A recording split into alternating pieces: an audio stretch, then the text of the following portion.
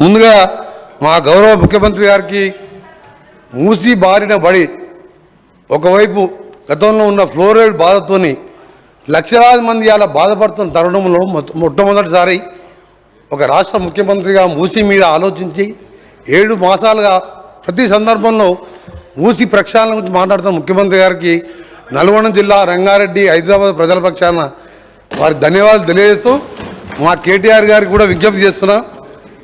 మనం ఎవరో ఆలోచించలే, మేము బాధపడ్డాం. డ్రైనేజు, ఇండస్ట్రీ వేస్టేజు, ఫ్లోరైడు, ఆ బాధతో అధ్యక్ష ఇవాళ కూడా మా గ్రామాలలో మేము ఉండలేము. మీరు ఇప్పుడే కూడా చూడండి, పొద్దున్న లేస్తే ఆ గ్రామాలకి మూసిపోతుండే డ్రైనేజ్ స్మెల్ వస్తుంటుంది. పోచంపల్లి, చౌటుంపల్, ఇక్కడి నుంచి మొదలు పెడితే నార్కట్పల్లి, ఒకప్పుడు మూసి స్వచ్ఛమైన వికారాబాద్లో పుట్టి నేరేడు జిల్లా కృష్ణానదిలో కట్టిపోయే 1,4 ఎకరాలకు సాగునీరు తాగునీరు ఇచ్చే రివర్ అది.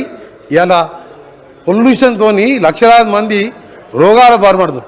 అందుకని గౌరవ సభ్యులకు చెప్తున్నా, మీరు దాని మీద 20,000 కోట్లు 30,000 కోట్లైనా సరే సహకరించండి. దాన్ని వేరే విధంగా అర్థం చేసుకోవద్దని మీరు ఒక నల్గొండ జిల్లా మూసితో పాటు ఫ్లోరైడ్ బాధితుగా మీకు విజ్ఞప్తి చేస్తున్నాం. దీన్ని రాజకీయాలు జోడించకండి. ఎన్ని వేల కోట్లైనా సరే మూసి ప్రక్షాళనకు సహకరించమని విజ్ఞప్తి చేస్తున్నాం.